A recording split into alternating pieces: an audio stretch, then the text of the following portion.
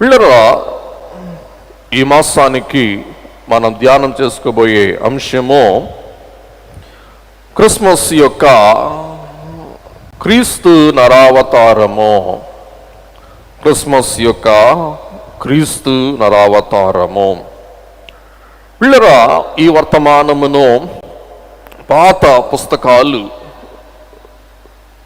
పఠిస్తూ ఉన్నప్పుడు ఈ అమూల్యమైన వర్తమానము వెలువడింది.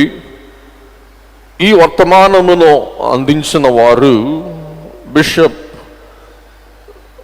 జాన్ హెకెట్ అనే బిషప్ గారు. మరి ఇంచుమించు 1600 సంవత్సరంలో, ఇప్పుడు ఎన్ని సంవత్సరాలని 400 సంవత్సరాలు గడిచింది కాబట్టి 1600 సంవత్సరంలో బోధించిన ఒక మంచి మర్మమైన భావపూరితమైన ధ్యాన అనుభవములతో పొందుపరచబడిన అమూల్య వర్తమానం అని మీకు మనవి చేస్తూ, ఈ వర్తమానము ద్వారా క్రీస్తు ప్రభువుని నరావతారములో ఉన్న దివ్య గుణములను, సంగతులను, సత్విషయములను మనం ధ్యానం చేసుకుందాం. ఈ సందేశమునకు ఒక చిన్న పేరు పెట్టుకుందాం. అదేమనగా క్రిస్మస్ కిసలము లేక క్రిస్మస్ కీసాము. కీసాము అంటే లేక కిసము అంటే చిగురు. మొద్దులకు అనగా చెట్టు మొద్దుకి మొలకెత్తే చిగురు.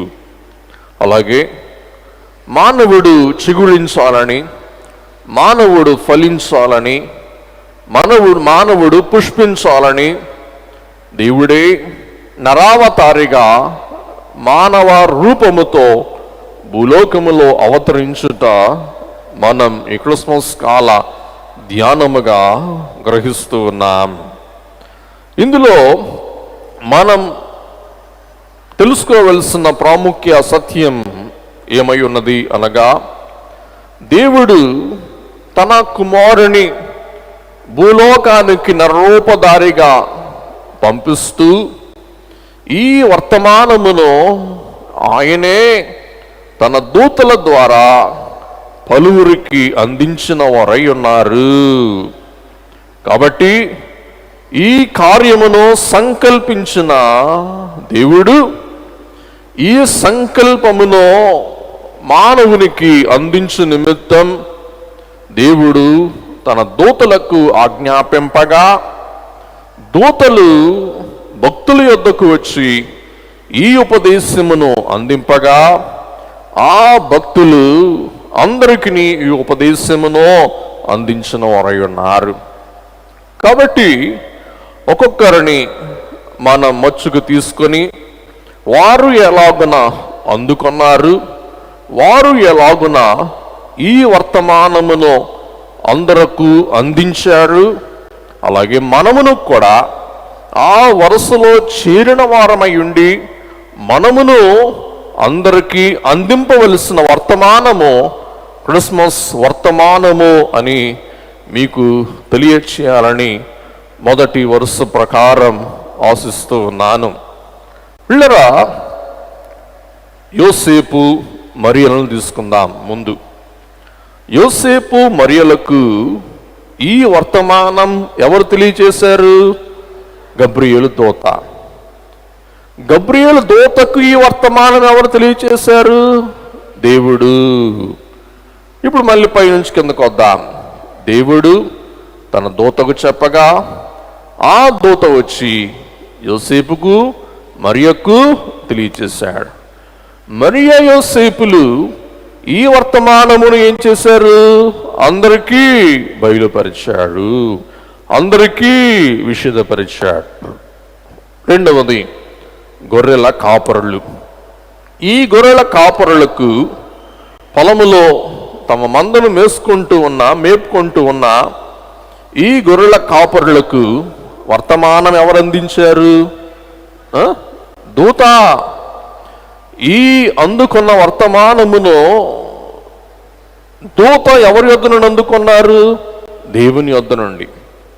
ఇక్కడ కూడా దేవుడే దూతకు అందింపగా, దూత గొర్రెలకు కాపరులకు అందింపగా, ఈ గొర్రెల కాపరులు ఏం చేశారు? దూత మాట లక్ష్య పెట్టి వారు మహిమ పంక్తిలోకి వెళ్ళి యేసును, మరియను, యోసేపును వారు కనుగొని వారు ఈ వర్తమానమును అందరికీ అందించారు, అందరికీ బోధించాడు. ఇది ఒక క్రమమైతే, రెండవ క్రమములో జ్ఞానులు కూడా ఎవరి ద్వారా బోధింపబడ్డారు? నక్షత్రము ద్వారా. నక్షత్రమునకు ఆజ్ఞాపించిన వారు ఎవరు? చెప్పండి. దేవుడు వారికి నక్షత్రము ద్వారా ఈ వర్తమానము అందింపగా, ఈ జ్ఞానులైన వారు బహుశా దైవజనులు అన్నట్లు తమ జ్ఞానమును బట్టి హేరోదు యొద్దకు వెళ్ళి హేరోదుకి వర్తమానం అందించారు. పిల్లరా, దేవుడు తనకిష్టులకు మాత్రమే కాక తనకు అయిష్టులకు కూడా ఈ వర్తమానమును అందింపచేశారు. ఈ హేరోదు ద్వారా తన అంతఃపురములో ఉన్న మరి శకునగాండ్రకు, అలాగే తమ అంతఃపురములో ఉన్న కాలజ్ఞానులకు, చరిత్రకారులకు అందరికీ బోధింపబడింది. తర్వాత జ్ఞానులైన వారు మరలా నక్షత్రము ద్వారా బోధింపబడిన వారై ఎక్కడికి వెళ్ళారు? బెత్లెహేమునకు వెళ్ళి వారు శిశువును చూచి తమ పెట్టెలు విప్పి వారేమర్పించారు? కానుకలు. కాబట్టి జ్ఞానుల విషయంలో కూడా దేవుడు నక్షత్రానికి ఆజ్ఞాపింపగా, నక్షత్రం ఆకాశమందు ప్రజ్వలిస్తూ ఉండగా, ప్రకాశిస్తూ ఉండగా, ఆ ప్రకాశమానమైన కాంతిని బట్టి ఎవరు బోధింపబడ్డారు? జ్ఞానులు. ఈ జ్ఞానులైన వారు తమ తమ దేశాలకు వెళ్ళి ఈ బాలుని గూర్చి అందరికీ బోధించారు. కాబట్టి ఈ క్రిస్మస్ వర్తమానం ఇప్పుడు చెప్పండి, ఎక్కడి నుండి వెలువడింది? చెప్పాలా? దేవుని యొద్ద నుండి. కాబట్టి దైవజనులు ఒక మాట సెలవిచ్చారు. టీచర్ గారికి పిల్లడు పుట్టాడు అనుకోండి, ఆ వర్తమానమును ఎవరు తెలియచేస్తారు? స్కూల్లో ఉన్న మిగతా టీచర్లు, స్కూల్లో ఉన్న గుమస్తాలు, స్కూల్లో ఉన్న అటెండర్లు ఏమని చెప్తారు? మా హెడ్ మాస్టర్ గారికి పిల్లోడు పుట్టాడు. కాబట్టి టీచర్ గారికి పిల్లోడు పుడితే టీచర్లు చెప్తారు. డాక్టర్ గారికి పిల్లోడు పుడితే ఎవరు చెప్తారు? నర్సులు, కంపౌండర్లు చెప్పుకుంటారు. పాస్టర్ గారికి పిల్లోడు పుడితే ఎవరు చెప్తారు? సంఘ పెద్దలు, సన్నిధి పరులు, సంఘము చెప్పుకుంటారు. ఈ క్రమములో దేవుని కుమారుడు జన్మించిన కారణాన ఈ వర్తమానమును ఎవరు బోధించారు? దేవదూతలు. కాబట్టి వర్తమానమును బట్టి ఆ వార్త ఏంటో, ఆ వార్త ఎక్కడి నుండి వెలువడిందో, ఆ వార్తలో ఉన్న సత్యమేంటో అసత్యమేంటో మనము కనుగొనగలము. ఇప్పుడు చెప్పండి, దూత మాట ఎప్పుడైనా అసత్యముగా మారి తప్పిపోద్దా? తప్పదు. ఇక్కడ మనం చూసినట్లయితే దూతలైన వారు దేవుని యొద్ద వర్తమానం అందుకొని మరి పొలములో ఉన్న గొర్రెల కాపరులకు అందింపగా, ఈ గొర్రెల కాపరులు అందరికీ అందించారు. లూకాసు వార్త 2వ అధ్యాయం 11-12 వచనములు. దావీదు పట్టణమందు నేడు రక్షకుడు మీ కొరకు పుట్టియున్నాడు, ఈయన ప్రభువైన క్రీస్తు. దానికిదే మీ కానవాలు. ఒక శిశువు పొత్తి గుడ్డలతో చుట్టబడి ఒక తొట్టిలో పండుకొని ఉండుట మీరు చూచెదరని వారితో చెప్పెను. వారు ఎవరితో చెప్పారు? 17 లూకా 2:17. వారు చూచి ఈ శిశువును గూర్చి తమతో చెప్పబడిన మాటలు ప్రచురము చేసిరి. ఒక్కసారి లూకా సువార్త 1వ అధ్యాయానికి వెళ్దాం. లూకా సువార్త 1వ అధ్యాయములో దేవుడు దూతకు చెప్పాడు, దూత మరియమ్మకు చెప్పాడు. మరియమ్మ ఎవరికి చెప్పింది? ఎలిజబెతుకు చెప్పింది. ఎలిజబెతు ఎవరికి చెప్పాడు? తన గర్భములో ఉన్న శిశువుకు చెప్పాడు. బిడ్డలు కూడా వర్తమానం వింటారా? చెప్పండి అమ్మ, తల్లులు మీకు తెలియాలా, వింటారా? గర్భములో ఉన్న బిడ్డలు కూడా వర్తమానం వినగలరు, వర్తమానమును గ్రహింపగలరు. నాకెట్లా తెలిసిందంటే, మా పాదిరమ్మ గారు క్రీస్తు దేవాలయంలో కూర్చొని ప్రసంగం వింటూ ఉన్నప్పుడు, ఆరాధన ఏకీవించినప్పుడు మరి ఇంటికి వచ్చే మాట చెప్పేది. అదేంటంటే, ఆలయంలో కూర్చుంటే చాలండి, పాటలు వింటే చాలండి, అప్పుడు గర్భవతిలేండి, నా గర్భమంతా కూడా నొప్పి బాధ అయిపోయేది. ఏంటంటే, పొట్టలో ఉన్న బిడ్డ అంట కదిలిపోతా గంతులేస్తా ఉన్నాడంట అండి. సరిగ్గా పాటలప్పుడే ఆ గంతులు చిందులు అంట గర్భములో. బహుశా తల్లులుగా మీకు తెలియాలి, మాకేం తెలుసు మీ అనుభవాలు. కాబట్టి ఆ గాన స్వరమును బట్టి గర్భములో ఉన్న బిడ్డలు కూడా ఏం చేస్తారంట? గంతులు వేస్తారు. ఇది నా అనుభవం కూడా, అంటే మా పాదిరమ్మ గారిని బట్టి నా అనుభవం. అలాగే మీ అనుభవం కూడా అయ్యుండి ఉండవచ్చు, నాకేం తెలుసు. ఇక్కడ మనం చూస్తే మరియమ్మ గారు ఎలిజబెతుకు చెప్పారు. ఎలిజబెత్ గారు తన కడుపులో ఉన్న శిశువుకు చెప్పారు. అందుకే కడుపులో ఉన్న శిశువు ఆనందంతో ఏం చేశాడంటండి? గంతులు వేశాడు. ఈ శిశువే మరియమ్మతో చెప్పాడు, ఏమని? నేను నీకు పుట్టబోయే కొడుకుకి ముందు 6 నెలలు నడిచే దూతను. కాబట్టి ప్రభు యొక్క రాక బోధించటానికి, వెలువరచటానికి, వెల్లడి చేయటానికి దూతలు ఉపయోగపడ్డారు. దూతల ద్వారా దైవజనులు, అలాగే దైవజనురాండ్రు ఉపయోగపడ్డారు. వారి ద్వారా ప్రజలకు బోధింపబడినది. కాబట్టి మరియమ్మ గారు ఈ వర్తమానం అందుకొని పిల్లరా ఆనందముతో, సంతోషముతో ఉప్పొంగి దేవుని కీర్తించుట, దేవుని స్తోత్రించుట, దేవుని ఆరాధించుట మనం గ్రహిస్తూ ఉన్నాం. ఈ వర్తమానము విన్న మరియమ్మ గారు తన మట్టుకు తాను ఉంచుకోలేదు, కానీ ఏం చేసిందంట?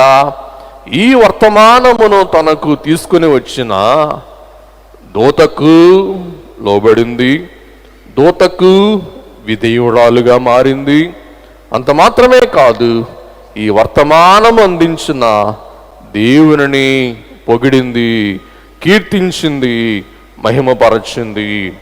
అందుచేత క్రిస్మస్ అనగా క్రీస్తును ఆరాధించుట, క్రీస్తు ప్రభువుకు సంగీతము ద్వారా, ప్రార్థన ద్వారా, స్తుతుల ద్వారా, వర్తమాన ప్రకటన ద్వారా అనేకులను ప్రభుతో ఆకర్షించడం ద్వారా ఈ వర్తమానమును గైకొని అనేకులకు అందింపగల సమర్థులమై ఉందుమో. 46వ వచనములో ఈ వర్తమానం అందుకున్న మరియా తబ్బిబైపోయి, పరవశురాలైపోయి, తాను తన మహదానందముతో దేవుని కీర్తిస్తూ ఉన్నది. ఒక 2 వాక్యాలు చదువుకొని మనం ముందుకు వెళ్ళిపోదాం. అప్పుడు మరియా ఇట్లా నేను నా ప్రాణము ప్రభువును ఘనపరచుచున్నది, ప్రభువును గొప్ప చేస్తుంది, ప్రభువును కీర్తిస్తుంది, ప్రభువును ఆరాధిస్తూ ఉంది. ఆ, ఆయన తన దాసురాలి దీనస్థితిని కటాక్షించెను. ఆ. నా ఆత్మ నా రక్షకుడైన దేవుని యందు ఆనందించెను. చూసారా, ఈ వర్తమానము మరియకు ఆవేదన కలిగించిందంటారా, ఆనందం కలిగించిందంటారా? మాట్లాడండి. ఆనందం. ఈ ఆనందమును ఆస్వాదించిన మరియా దేవుని స్తుతించింది, దేవుని కీర్తించింది. అమలారా, ఈ క్రిస్మస్ కాలములో అమోఘమైన పాటలు మనం వింటూ ఉన్నాం. మనమును పాడి దేవుని మహిమపరుస్తూ ఉన్నామా? ఈ వర్తమానం అందుకున్న మనము మౌనులమై ఉంటూ ఉన్నామా అనే సంగతి గ్రహింపవలసిన వారమై ఉన్నాం. కాబట్టి 145వ కీర్తన 4వ వచనములో ఈ మాట కీర్తనకారులు సెలవిస్తూ ఉన్నారు.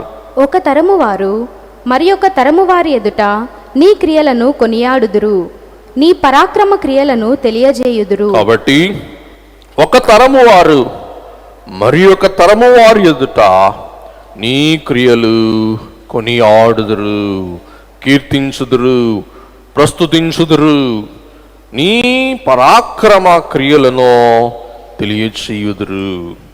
కాబట్టి ఈ క్రిస్మస్ కాలంలో తల్లిదండ్రులు బిడ్డలను గణపరచాలి, లేక బిడ్డలకు ఈ వర్తమానం అందించాలి. బిడ్డలైన వారు తమ బిడ్డలకు అందించాలి, ఆ బిడ్డలైన వారు చెప్పండి ఆ బిడ్డలకు అందించాలి.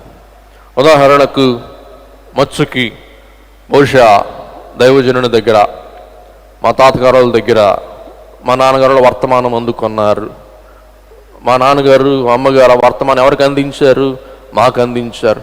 మేము మీకు బోధిస్తున్నాం. ఈ వర్తమానం ఎవరు అందుకోవాలా? మా పిల్లలు అందుకోవాలా. అందుకొని వారు మరలందరికీ అందించాలా. చూసారు ఎక్కడి నుండి ఆవిర్భవించింది ఈ వర్తమానం? పెద్దల నుండి చిన్నలకు, చిన్నల నుండి వారి చిన్నలకు, వారి చిన్నల నుండి మరి వారి చిన్నలకు. మధ్యలో ఇది వర్తమానం ఏమవకూడదు, తెగిపోకూడదు, బ్రేక్ అయిపోకూడదు. పిల్లరా, అందుకే మార్కు సువార్త 16వ అధ్యాయం 20వ వచనములో మనం ఈ మాట చూస్తాం. వారు బయలుదేరి, శిష్యులు బయలుదేరి వాక్యమంతటా ప్రకటించిరి, వాక్యమంతటా ప్రకటించిరి. ప్రభువు వారికి సహకారుడై ఉండి, ప్రకటించు వాక్యము నాకు ప్రభు సహకారి అయి ఉన్నాడు. వెనువంట వాక్యం వెనుకాల జరుగుచూ వచ్చిన సూచక క్రియల వలన వాక్యము స్థిరపరచబడుచు ఉండెను. తరువాత మరియమ్మ గారు ఈ వర్తమానం అందుకొని ఆమె ఆనందముతో గంతులు వేస్తూ చిందులు వేస్తూ ఆమె ఆర్భాటించినట్లు మనం గ్రహింపగలుగుచు ఉన్నాం. కాబట్టి ఈ వర్తమానమును అందుకున్నవారు ప్రణుతించుట, కీర్తించుట మానవ నోట అది అసాధ్యము. ఈ వార్తను బట్టి కీర్తించాలి అంటే ఈ వర్తమానము యొక్క గొప్పతనము పదములతో మనం వర్ణింపజాలము. ఏమ్మా, పదములతో మనం వర్ణింపగలమా? వర్ణింపలేము. అందుచేత పదములతో మన ఆనందాన్ని వ్యక్తపరచలేనప్పుడు పదములు పక్కన పెట్టి వేసి మనం ఏమి ఉపయోగిస్తాం? పద్యములు. పద్యములతో కూడా మన భావం వెలువరచలేకపోతే ఎట్లా మనం మన భావమును, మన కృతజ్ఞతను వెలువరుస్తాం? పాటలతో. చూసారా, ముందు మాటలు, తరువాత పాటలు, తరువాత దేవునికి కలిగే ఆరాధన. ముందు మాటలు లేక ముందు పదాలు, తర్వాత పద్యాలు, తర్వాత పల్లవులు. ఈలాగున నువ్వు పదాల ద్వారా బోధిస్తే అదొక అంతస్తు, నువ్వు పద్యాల ద్వారా బోధిస్తే అది ఇంకా గొప్ప అంతస్తు, గీతాల ద్వారా కీర్తనల ద్వారా ప్రచురపరుస్తే అది ఇంకా గొప్ప అంతస్తు. అందుచేత ఈ క్రిస్మస్ కాలములో మనం ఎక్కువ సమయము దేవుని కీర్తించుటకు గడపవలసిన వారమై ఉన్నాం. కాబట్టి ఇంటికి వెళ్ళిన తర్వాత మీ ఖాళీ ఉన్నప్పుడల్లా క్రిస్మస్ పాటలు పాడుకోండి. క్రిస్మస్ పాటలు అందరితో పాడించండి. ఎంత అమోఘముగా ఉంటుందో, ఎంత అద్భుతముగా ఉంటుందో, ఎంత ఆనందదాయకముగా ఉంటుందో, ఎంత శుభకరముగా ఉంటుందో. ఎందుకంటే ఆ వార్త ఎవరి కొరకైన వార్త చెప్పండి? మనందరి కొరకైన వార్త. అందుచేత దూతలైన వారు ఇలాగున అంటూ ఉన్నారు. లూకా సువార్త 2:14. సర్వోన్నతమైన స్థలములలో దేవునికి మహిమయు ఆయనకిష్టులైన మనుష్యులకు భూమి మీద సమాధానమును కలుగునుగాక అని దేవుని స్తోత్రము చేయుచుండెను. కాబట్టి దూతలు దేవుని స్తోత్రించారు, జకరియా దేవుని స్తోత్రించాడు, ఎలిజబెత్ దేవుని స్తోత్రించాడు. ఇలాగున స్తుతులు చేసిన వారి వరుసలో మనమును చేరి ఈ క్రిస్మస్ కాలమందు మనము దేవుని ఏం చేయాలా? స్తోత్రించాలా. చెప్పండి అందరూ ఒకసారి, ఏం చేయాలి చెప్పండి?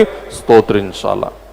కాబట్టి మన దగ్గర నుండి దేవునికి స్తుతి ఆవిర్భవించి అది మనం పంపింపగలిగితే దేవుడు పైనుండి మన స్తుతిని బట్టి మనకేమనుగ్రహిస్తారు?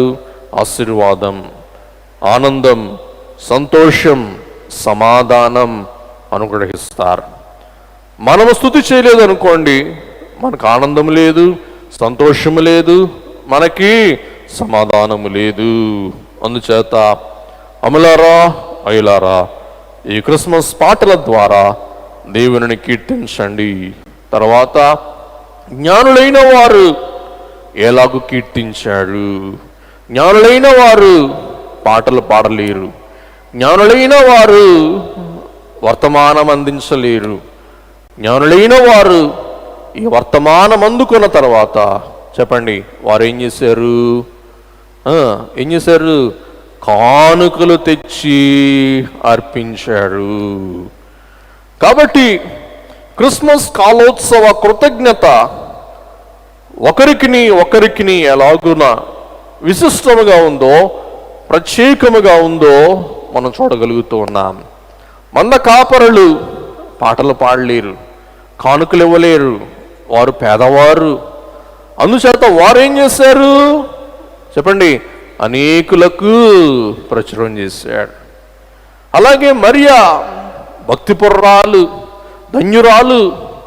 ఆమె కానుకలు ఇవ్వలేదు, ఆమె ఏం చేసింది? దేవునిని స్తుతించింది, తన్ను తాను దేవునికి సమర్పించుకుంది. కాబట్టి క్రిస్మస్ కాలములో జ్ఞానులు కానుకలతో ఆరాధించారు, మరియమ్మ సమర్పణతో ఆరాధించారు, మరియమ్మ పాటలతో ఆరాధించారు, యోసేపు ధ్యానముతో ఆరాధించాడు. ధ్యానముతో. పిల్లరా, అందుకే మన క్లాస్ చెప్తున్నప్పుడు అయ్యగారి పాట మన పాస్టర్లకు జ్ఞాపకం చేయడం జరిగింది. ఏంటి ఆ పాట అంటే? పాడుకుందాం. వింతగా చూడండి శిశువును, వింతగా చూడండి శిశువును, వింతగా చూడండి అంత దేవుడు వింత శిశువును చూచుచున్నది సంతసమందుచుని సత్తముగా చంపలుగూచుండిన యోసేపు పంక్తిలోకి రండి, యోసేపు పంక్తిలోకి రండి, యోసేపు పంక్తిలోకి రండి. యోసేపు ఏం చేశాడంట? శిశువును వింతగా చూశాడు. అందరూ చెప్పాలి, ఎట్లా చూశారంట? వింతగా చూశాడు. అలాగే మా అమ్మల్లో తమ మనవరాళ్ళని మనవులను ఎట్లా చూస్తారు చెప్పండి అమ్మా? వింతగా చూస్తారు. అబ్బో నా మనవడా, ఇంకా తల్లిదండ్రులా చెప్పనక్కర్లేదు. ఎట్లా చూస్తారు చెప్పండి? వింతగా అస్తమానం ముద్దు పెట్టుకోవటం, అస్తమానం నా పిల్లోడు కదే, నా బంగారు కొడుకు కదే, నా బంగారు మనవడు కదే, నా బంగారం నా బంగారం నా బంగారం నా బంగారం అంటే వారు ఏం చేస్తారు చెప్పండి? వింతగా చూచి నా సంతాన వృద్ధి కొరకు పుట్టావా అని ఏం చేస్తారు? వారు ఆనందిస్తారు, పరవశిస్తారు. కాబట్టి యోసేపు అంత దేవుడు నరుడై వచ్చిన వింత శిశువును చూచుచు మదిని నిశ్శబ్దముగా యోసేపు ఏం చేశాడంటండి? ధ్యానము చేశాడు. కాబట్టి క్రిస్మస్లో ధ్యానము ఒక భాగము, క్రిస్మస్లో గానము ఒక భాగము, క్రిస్మస్లో కానుకలు ఒక భాగము, క్రిస్మస్లో ప్రచురణ ఒక భాగము. ఇవన్నీ క్రిస్మస్ కాలోత్సవ గొప్ప మహానుభావులు మహాత్ములు చేసిన కార్యములు అని మీకు మనవి చేస్తూ ఉన్నాను. కాబట్టి అంత దేవుడు రాజులకు, యూదుల రాజుకు పుట్టినవాడు ఎక్కడున్నాడు అని వెతుక్కుంటూ వెళ్ళాడు. ఎవరు చెప్పండి? జ్ఞానులు. తీరా ఆ శిశువును చూసేటప్పటికే ఆ శిశువు ఎట్లా ఉన్నాడంటండి? పేద శిశువుగా ఒక పశువుల పాకలో, ఒక పశువులు మేత వేయుటకు ఏర్పాటై ఉన్న ఆ రాతి తొట్టిలో పండుకునుట వారు చూచి వారు ఆనందించి సంతోషించి తమ కానుకలు ఇచ్చి దేవుని కీర్తించారు. అందుచేతనే ఫిలిప్పీ పత్రిక 2వ అధ్యాయం 6, 7, 8 వచనాలలో ఈ యొక్క మాట చూస్తాం. ఒకసారి చదువుకుందాం. ఆయన దేవుని స్వరూపం కలిగిన వాడై ఉండి దేవునితో సమానముగా ఉండుట విడిచిపెట్టకూడని భాగ్యమని ఎంచుకొనలేదు గాని మనుషుల పోలికగా పుట్టి దాసుని స్వరూపమును ధరించుకొని తన్ను తానే రిక్తునిగా చేసుకొనెను. మరియు ఆయన ఆకారమందు మనుష్యునిగా కనపడి మరణము పొందునంతగా అనగా శిలువ మరణము పొందునంతగా విధేయత చూపిన వాడై తన్ను తాను తగ్గించుకొనెను. ఈ తగ్గించుకున్న శిశువును జ్ఞానులైన వారు చెప్పండి ఏం చేశారు? హెచ్చించిన వాడై ఉన్నారు. అలాగే పిల్లరా, యేసుక్రీస్తు ప్రభువు ఏ యొక్క వంశములో జన్మించాడు? యోధా వంశములో. ఈ యోధా వారు బబులోను చెరకు కొనిపోబడిన వేళ, బబులోను చెరలో వారు ఉండవలసిన సంవత్సరములు 70 పూర్తి అయిన వేళ, ఆ చెరలో నుండి వారు వెల్లడి అయినప్పుడు వారు ఆశ్చర్యపడి ఆనందపడి ఉత్సాహముతో వారు దేవుని స్తుతిస్తూ ఏమన్నారంటే, మా విడుదల, మా విమోచన, మా ఇశ్రాయేలు దేశ తిరిగి ప్రయాణము మా కంటికి ఒక కలవలే ఉన్నది అంటారండి.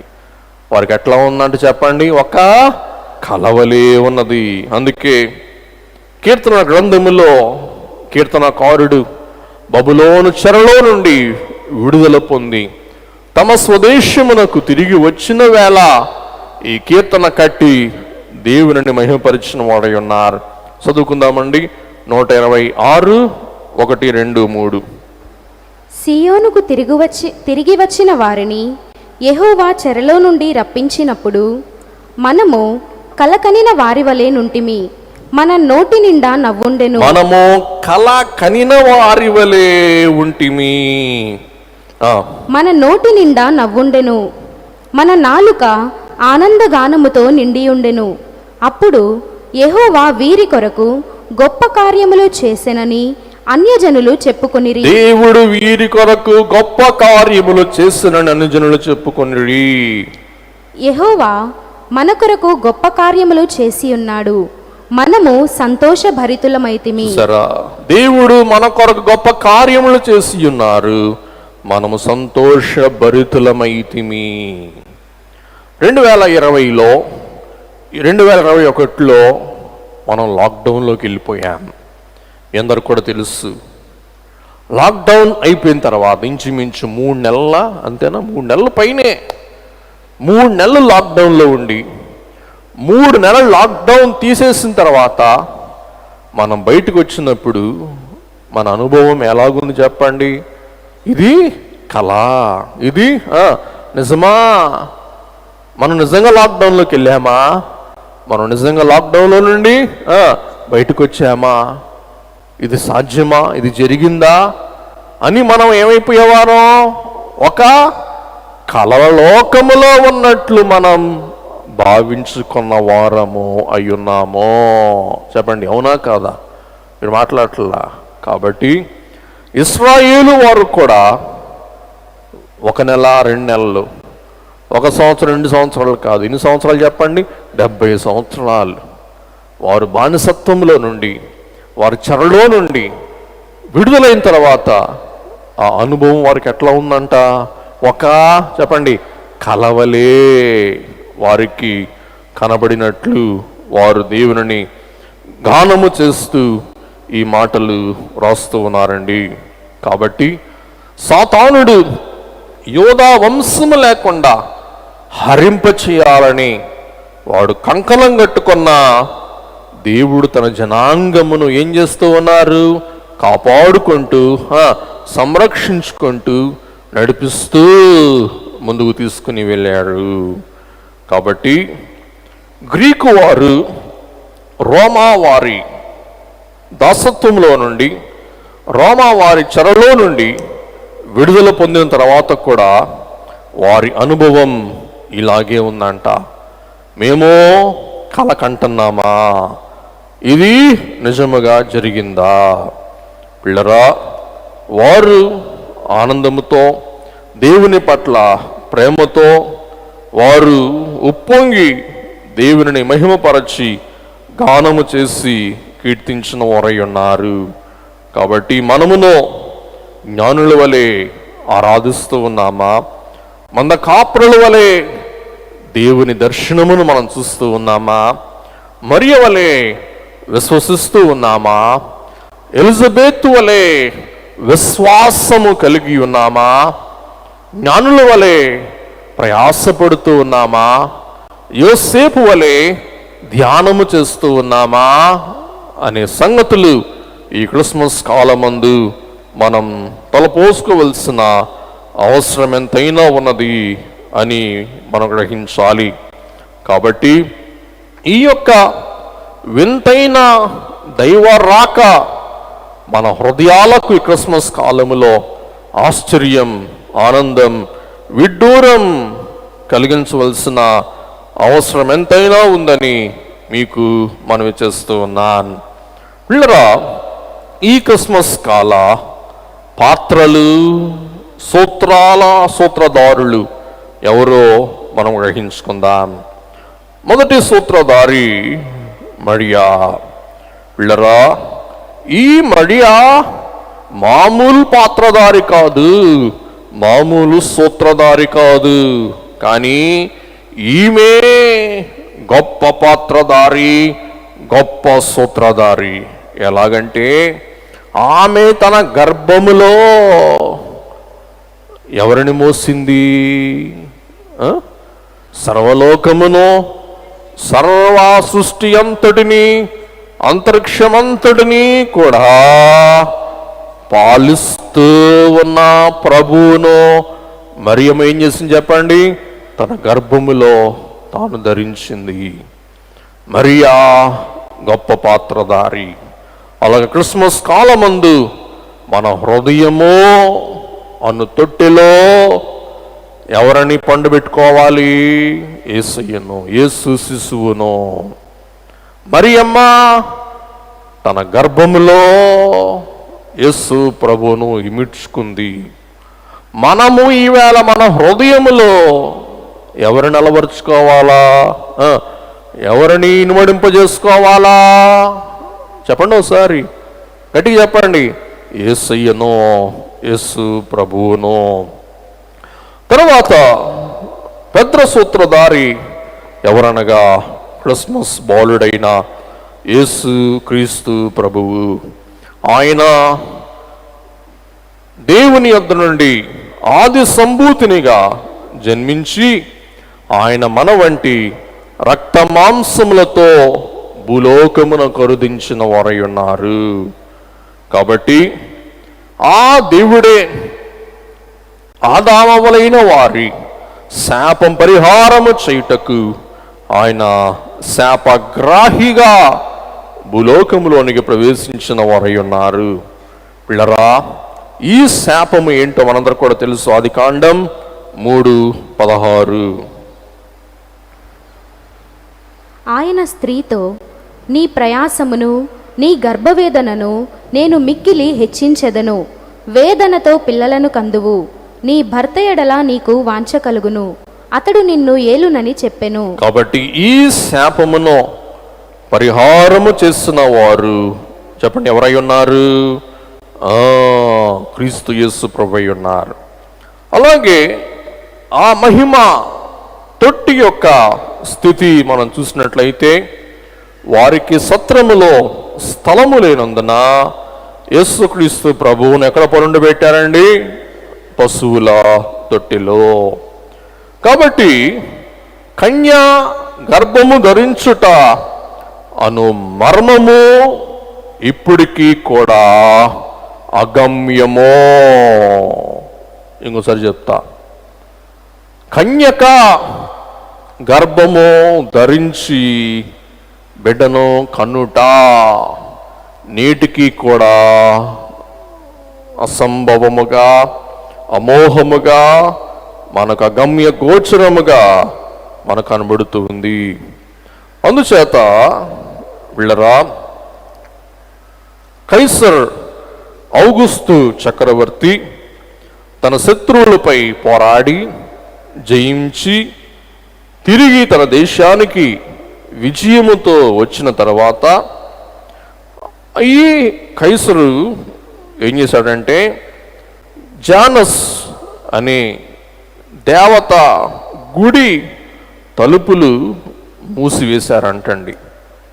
అప్పుడు ఎవరు అడిగారంట కైసర్ ఔగుస్తును, అయ్యా ఎంతకాలం నీవు ఈ సమాధాన దేవాలయము అను జానస్ దేవాలయమును నువ్వు మూసివేస్తావు అంటే, అప్పుడు కైసర్ చెప్పాడంట, కన్యక గర్భము ధరించే అంతవరకు. అప్పుడు ఆ మంత్రులు అనుకున్నారంట, కన్యక గర్భము ధరించుట అసాధ్యము, అందుచేత ఈ దేవాలయ ద్వారములు తెరవబడుట కూడా అసాధ్యము. కాబట్టి కైసర్ సమాధాన శాంతి దూత దేవాలయానికి బంద్ చేశాడు, తాళం వేశాడు. ఎప్పుడు దాకా తాళం వేయబడిందంటండి? కన్యక గర్భము ధరించేంత వరకు. అప్పుడు ఆ మంత్రులు అన్నారంట, ఇది జరిగే పనే కాదు. కన్యక గర్భం ధరిస్తుందా? ధరించదు, ధరించటమే అసాధ్యం. అందుచేత కన్యక గర్భము ధరించడం ఎంత అసాధ్యమో, కైసరు చేత మూయబడిన దేవాలయ ద్వారము తెరవబడుట కూడా అంత అసాధ్యమో. కాబట్టి ఈ అసాధ్యమైన కార్యమును యేసుక్రీస్తు ప్రభు ఏం చేశారు చెప్పండి? సాధ్యపరిచాడు. అలాగనే మరి యొక్క ఆశ్చర్యం, క్రిస్మస్లో మరి యొక్క అద్భుతం, క్రిస్మస్ చిగురులో ఉన్న ఒక ఆశ్చర్యం, ఒక వింత ఏమిటి అనగా, దేవుడు ఈ భూలోకములోనికి ఒక విత్తనముగా అరుదించిన వారై ఉన్నారు. వీళ్ళరా, మీలో చాలామంది వ్యవసాయం చేసేవారు ఉన్నారు. వ్యవసాయము చేసి మీకు విత్తనాలు అవసరం. విత్తనాలు లేకుండా వ్యవసాయం సాగుద్దా? చెప్పండి ఒకసారి, సాగుద్దా? సాగదు. చక్కగా పొలాన్ని దున్ని, పొలానికి నీరు పెట్టి, పొలానికి ఎరువు వేసి, నా పొలమా పండవే ఎరువు పండవే ఒడ్లు పండించవే అని తపస్సు చేస్తే మన పొలం మన కోసం ఒడ్లు పండిస్తుందా? మాట్లాడట్లా. మీరు మాట్లాడకపోతే పండిస్తారనే వాళ్ళు అన్నమాట. మీరు పండించుద్దా? పండించలేదు. కాబట్టి ఒక మొక్క మొలవాలి అంటే దానికి ఏం కావాలా? విత్తనము, సీడ్. చెప్పండి, దానికి ఏం కావాలి చెప్పండి? విత్తనము. కాబట్టి దేవుడు తన సృష్టి ద్వారా ఈ విత్తనమును కలుగ చేసిన వారై ఉన్నారు. ఈ విత్తనం అనేది మానవుని సృష్టియా, దేవుని సృష్టియా? చెప్పండి ఒకసారి. దేవుని సృష్టి. అందుకే 2వ కొరింథీ పత్రిక 9వ అధ్యాయం 10వ వచనములో ఈ విత్తనమును గూర్చి పౌలు గారు ఇలాగ రాస్తారు. విత్తువానికి విత్తనమును, ఆగండి, తినుటకు ఆహారమును దయచేయు దేవుడు మీకు విత్తనము దయచేసి విస్తరింపచేసి. వినండి, విత్తనము లేకుండా ఏమి లేదు? విస్తరణ లేదు. విస్తరణకు మూలము చెప్పండి, విత్తనము. చదువు పాప. మీరు ప్రతి విషయములో పూర్ణ ఔదార్య భాగ్యము గలవారగునట్లు మీ నీతి ఫలములు వృద్ధి పొందించును. కాబట్టి ఎలాగున దేవుడు విత్తనాన్ని భూలోకానికి పంపించాడో అలాగుననే దేవుడు తన కుమారుని ఒక విత్తనముగా మరియ గర్భములో విత్తిన వారై ఉన్నారు. విత్తనమును కలుగ చేసిన దేవుడు తన కుమారుని ఎక్కడ విత్తారు చెప్పాలా? పరిశుద్ధాత్మ ద్వారా కన్య గర్భములో విత్తాడు. కన్య గర్భములో విత్తబడిన ఆ విత్తనమే చెప్పండి ఏమైంది? విస్తరించింది, వృద్ధి చెందింది, ఫలించింది. కాబట్టి ఇక్కడ మనం చూస్తే దేవుడు విత్తనమును కలుగ చేసి మానవునికి తినుటకు ఆహారమును, వృద్ధియు, క్షేమమును, ఇంకా ఐశ్వర్యమును, భాగ్యమును, వృద్ధిని దేవుడు దయచేసిన వారై ఉన్నారు. విత్తనం లేకపోతే ఇవి ఏవియో చెప్పండి సాధ్యపడవు. చెప్పండి, ఇవేవియో సాధ్యపడవు. అందుచేత సృష్టిలో కూడా పురుష సంయోగము లేకుండా జన్మించుట మనం గ్రహింపగలుగుతూ ఉన్నాం. అది ఎక్కడ అంటే తేనె ఈగల ద్వారా. మరి తేనీగల ద్వారా ఎలాగున సంతతి వృద్ధి జరుగుతుంది? తేనీగలు లేక ఆడ ఈగ మగ ఈగ సహాయము లేకుండా ఎలాగున అది ఫలిస్తుంది, ఎలాగున అది విస్తరిస్తుంది అని గనుక మనం చూస్తే పిల్లరా, ఈ తేనె ఈగ తన సంతానమును వృద్ధి చేసుకున్నటకు ఈ ఈగకు పురుషుడు అవసరం లేదంటండి. ఇది ఎలాగూ సాధ్యమని నాకు సైన్స్ తెలియదు. అందుచేత మన టీచర్ని అడిగా, మగ తేనీగ సహాయం లేకుండా ఎలాగూ సంతాన వృద్ధి కలుగ చేసుకుంటాయి అంటే ఆమె అది సాధ్యమే. సంతాన వృద్ధి మగ తేనీగ అవసరం లేకుండా సాధ్యమే అని ఒక థియరీ చెప్పాడు. ఆ థియరీ నా బుర్రకి ఎక్కలేదు, నాకే అర్థం కాల. మరి మీరు ఎవరన్నా సైన్స్ వాళ్ళు ఉంటే అర్థం అవుద్దేమో. ఈ పార్థినోజెనసిస్ అనే జనన విధానములో ఈ తేనీగకు ఎవరు అవసరం లేదంట, పురుషుడు అవసరంలా. సృష్టిలోనే పురుష సంయోగము లేకుండా సంతాన వృద్ధి దేవుడు ఏర్పాటు చేస్తే, మీరు చెప్పండి, కన్య గర్భము ధరించుటకు పురుషుడు అవసరం అంటారా? చెప్పండి, అవసరం లేదు. దేవుడు సృష్టికర్త కాబట్టి, ఓ చవటలారా, సృష్టిలో కూడా పురుష సంయోగము లేకుండా సంతాన ఉత్పత్తి, సంతాన వృద్ధి ఉంది అని రుజువు చేయుటకు ఆ తేనీగనే మనకు రుజువుగా ఏర్పాటు చేశారు. ఒక 5 నిమిషాలు మీకు అర్థమవుతుందని చూడండి ఒకసారి.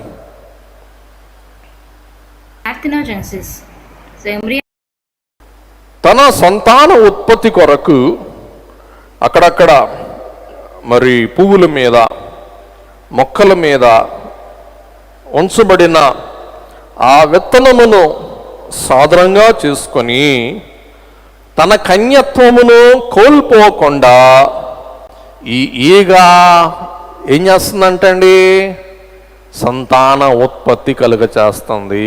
అమ్మా, నా మాట అర్థమవుతుందా? ఈ తేనీగ మగ తేనీగ సహాయం లేకుండా ఆయా మొక్కల మీద, ఆయా చెట్ల మీద ఉంచబడిన విత్తును ఆధారము చేసుకొని పురుష సంయోగము లేకుండా ఆ తేనీగ ఏం చేస్తుందంట, సంతాన ఉత్పత్తి. అర్థమైందండి మీకు? కాబట్టి ఎప్పుడైతే కన్యకకు పురుష సంయోగం కలుగుతుందో, ఇంకా కన్యక ఎవరు కాదు, కన్యక కాదు, ఆమె స్త్రీ అయిపోతుంది. ఇక్కడ మీకు ఎందుకు వివరంగా మాట చెప్తున్నానంటే, మరియమ్మ కన్యక, ఆమె పిల్ల కాదు. మరియమ్మ అను పిల్లకి యేసయ్య పొట్ల. ఎవరికి పుట్టారు? మరియా అను కన్యకకు. కాబట్టి ఈ కన్యకలోనికి, ఈ కన్య గర్భములోనికి విత్తు ప్రవహించింది, విత్తు ప్రవేశించింది. ఎట్లా ప్రవేశించింది? పురుషుడితో కాదు. ఎట్లా ప్రవేశించింది? పరిశుద్ధాత్మతో.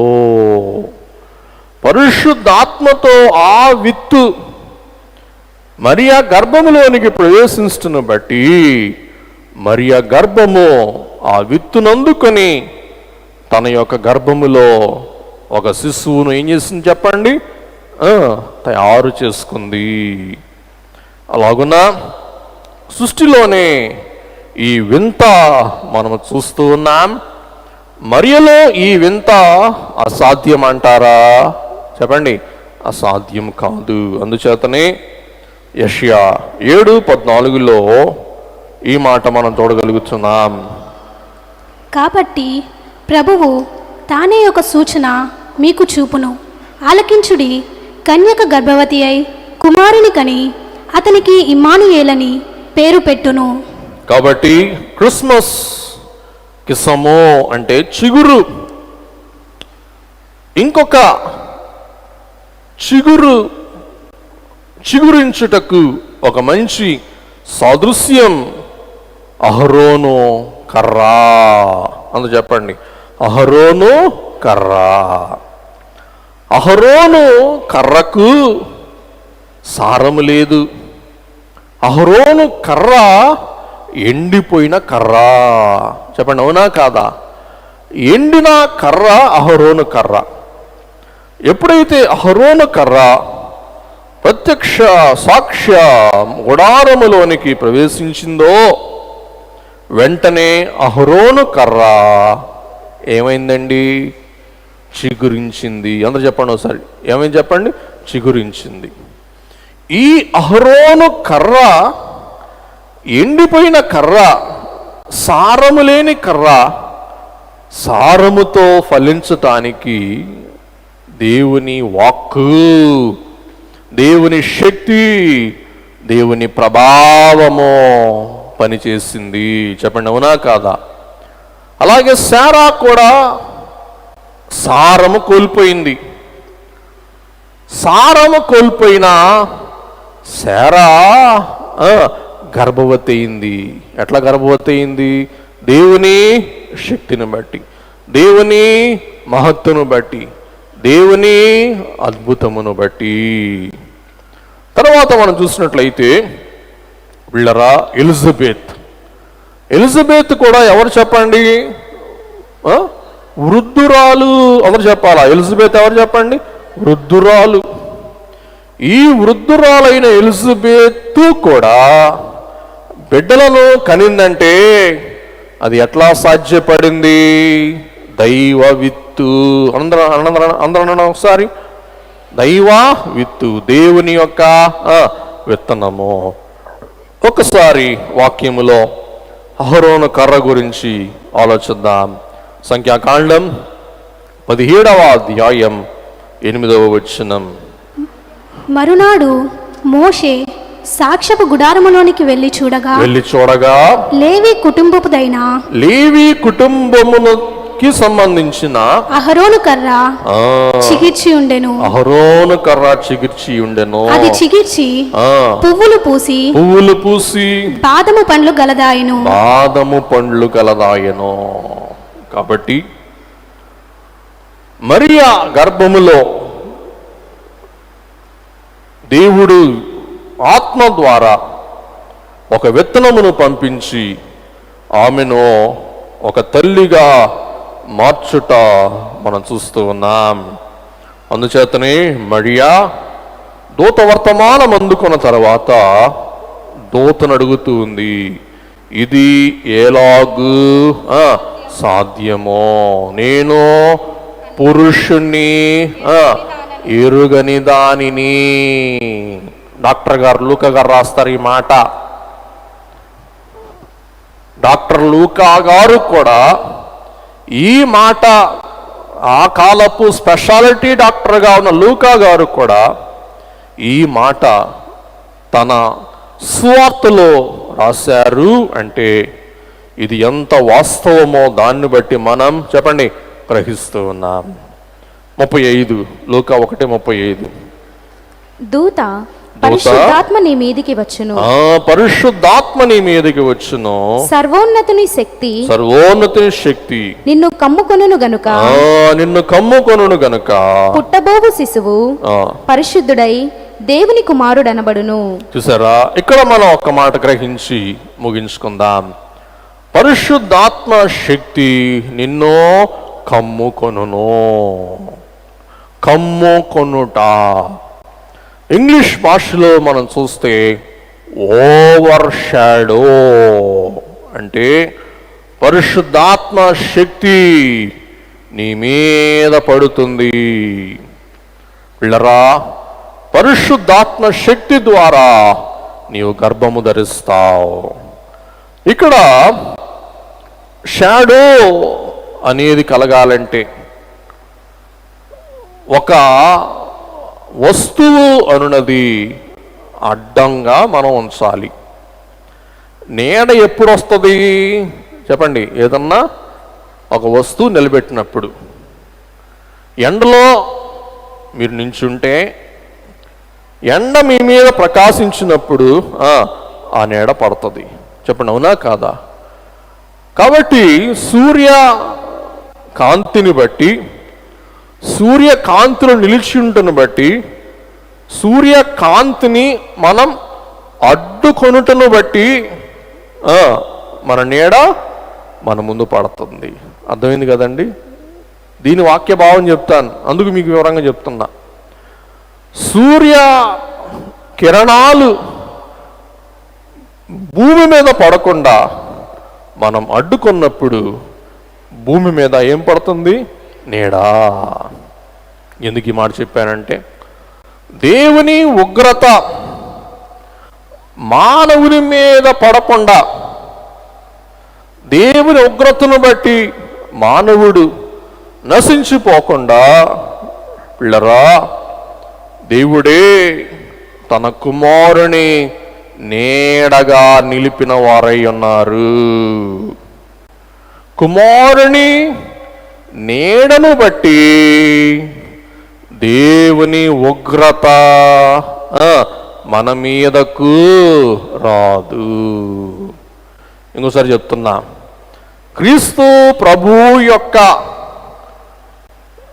రూపమును బట్టి, క్రీస్తు ప్రభు మన ఎదుట నిలవబడుటను బట్టి దేవుని కోపోగ్రత చెప్పండి మన మీద పడదు. కాబట్టి యేసు ప్రభు నీడలో మనం ఉన్న కారణాన దేవుని కోపము మన మీద ఈవేళ ఏమవ్వట్లేదు చెప్పండి, రగులుకొనట్లేదు. కుమారుడే మధ్యవర్తి. ఎవరు చెప్పండి? కుమారుడు ఎవరు చెప్పండి? మధ్యవర్తి. అందుచేత పరిశుద్ధాత్మ నిన్ను కమ్ముకొనును అని తెలియచేస్తూ ఉన్నారు. ఈ ఉగ్రత గురించి మనం చూసుకొని ముగించుకుందాం. ప్రకటన గ్రంథం 6వ అధ్యాయం 15, 16, 17 వచనాలు. భూరాజులను, ఘనులను, సహస్రాధిపతులను, ధనికులను, బలిష్ఠులను, ప్రతి దాసుడును, ప్రతి స్వతంత్రుడును కొండ గుహలలోను, బండ సందులలోను దాగుకొని సింహాసనాసీనుడయున్న వాని యొక్కయు గొర్రెపిల్ల యొక్కయు ఉగ్రత మహాదినము వచ్చెను. దానికి తాళజాలిన వాడెవడు? దానికి తాళగలవాడు, తాళజాలిన వాడు ఎవడు? మీరు మా మీద పడి ఆయన సన్నిధికిని, దేవుని సన్నిధికిని, గొర్రెపిల్ల ఉగ్రతకును మమ్మును మరుగు చేయుడి. చూసారా మమ్మును మరుగు చేయండి, మమ్మల్ని దాచిపెట్టండి అని వేడుకుంటారంట. ప్రభువుని నమ్మని భూరాజులు, ప్రభువుని నమ్మని గనులు, ప్రభువుని నమ్మని సహస్రాధిపతులు, గొర్రెపిల్ల నమ్మని ప్రతి దాసుడు, ప్రతి స్వతంత్రుడు ఆవేళ అండ కోరుకుంటారు, ఆవేళ నీడ కోరుకుంటారు. బండ సందులు గొర్రెపిల్ల ఉగ్రత నుండి వారిని కాపాడలేవు. ఇంకా కొండలు, అలాగే కొండ గుహలలోనూ బండ సందులలోనూ వారు దాగుకొని వారేమంటారంట, గొర్రెపిల్ల ఉగ్రత నుండి మేము తాళలేమో, మమ్మల్ని తాళుటకు మాకు ఏం కావాలా? ఒక అండ కావాలా, ఒక నీడ కావాలా. 17 వచనం ఇంకోసారి చదువమ్మా. సింహాసనాసీనుడయున్న వాని యొక్కయు 17 మీరు మా మీద పడి ఆయన సన్నిధికిని, గొర్రెపిల్ల ఉగ్రతకును మమ్మును మరుగు చేయుడి అని పర్వతములతోనూ బండలతోనూ చెప్పుచున్నారు. కాబట్టి ఆవేళ తీర్పు దినాన్న, గొర్రెపిల్ల ఉగ్రత దినాన్న మనకి నీడ ఉండదు, మనకు ఆశ్రయం ఉండదు. ఈ ఆశ్రయమును దేవుడు ఆవేళ తీసివేయగా అందరూ కూడా ఉగ్రతకు లోనవ్వాలా, అందరూ కూడా దేవుని కోపాగ్నికి చెప్పండి వారు లోనవలసిన వారై ఉన్నారు. కాబట్టి నేను ముగిస్తున్నాను. ఈ యొక్క పరిశుద్ధాత్మ శక్తి మరియమ్మ నిండుకొనుట ద్వారా ఆమె గర్భములో శిశువు ఉద్భవించాడు. పిల్లరా, దేవుని వాక్కు విన్న మరియలోనికి పరిశుద్ధాత్మ తండ్రి ప్రవేశించాడు. కాబట్టి దూత వర్తమానము మరియ విశ్వాసము ఈ రెండు మమేకమై యేసు ప్రభు జన్మించిన వారై ఉన్నారు. యేసు ప్రభువు ఉద్భవించిన వారై ఉన్నారు. కాబట్టి దూత ప్రకటన, పరిశుద్ధాత్మ ఆవరణ, మూడవది మరియా విధేయత. ఈ మూడు మరియమ్మ తల్లిలో కార్యము జరిగించుని. కాబట్టి మన జీవితములో కూడా కార్యము జరగాలి అంటే మనకు అవసరమైనది దేవుని అనుగ్రహము. రెండవది వాక్యమందలి విశ్వాసము. మూడవది దైవ సమర్పణ. దూత వచ్చి ఏం చెప్పారు? వర్తమానము. దూత వర్తమానం అందుకొనుట తన గర్భము దాల్చుటలో మొదటి మెట్టు. రెండవ మెట్టు పరిశుద్ధాత్మ ఆవరించుట, రెండవ మెట్టు. కాబట్టి వాక్య విధేయత లేకుండా కార్యము జరగదు. దేవుని చిత్తము లేకుండా కార్యము జరగదు. మూడవది మనలో విశ్వాసము లేకుండా దేవుని కార్యము జరగదు. అందుకే మరియమ్మ గారు సమర్పణ చేసుకుంటున్నారు. అందరూ చెప్పండి ఒకసారి, ఏం చేసుకున్నారు చెప్పండి? సమర్పణ. ఇదిగో నీ దాసురాలని, నీ మాట చొప్పున జరుగునో గాక. ఎంత గొప్ప కార్యం! ఇక్కడ మరియమ్మ గారి విషయంలో దేవుడే ఫాదర్, వాక్యమే మదర్, పరిశుద్ధాత్మ తండ్రికి ఒక సాధనమే మరియా. కాబట్టి ఫాదర్ దేవుడు, మదర్ దూత వాక్కు, ఈ రెండూ కలిసి మరియమ్మలో చెప్పండి పనిచేసినాయి. కాబట్టి మనము కూడా ప్రార్థించినప్పుడు వాక్యముతో, ప్రార్థించినప్పుడు విశ్వాసముతో, ప్రార్థించినప్పుడు సమర్పణతో మనం ప్రార్థన చేస్తే తప్పక కార్యము జరుగుద్ది. కాబట్టి మరియలో